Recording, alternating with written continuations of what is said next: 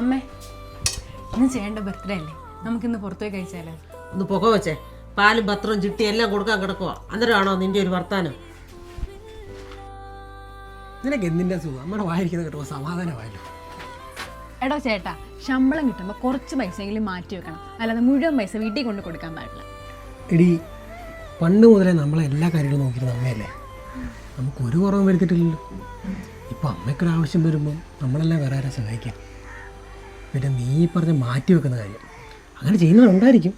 പക്ഷെ ഭൂരിഭാഗം ആമ്പിള്ളേർക്കുണ്ടല്ലോ നമ്മുടെ കുടുംബം കഴിഞ്ഞോളൂ, ബാക്കി എന്ത് കഴിക്കാനായിരിക്കും. അല്ല, പിന്നെ പുറത്തു പോയി കഴിക്കാൻ പൈസ പിന്നെ നീ പോയി നോക്ക്. എന്നാ മോനെ പൈസ? അമ്മ വരുന്നില്ല, വരുമ്പോ അമ്മയ്ക്കൂടെ കൊണ്ടുവരണം. അതുപോട്ടെ, അമ്മ എന്നെ വിളിച്ചത് പൈസ തരാനാണെന്ന് ചേട്ടൻ എങ്ങനെ അറിഞ്ഞു? അമ്മ ഇനി ഒരുപാട് മനസ്സിലാക്കാറുണ്ട്.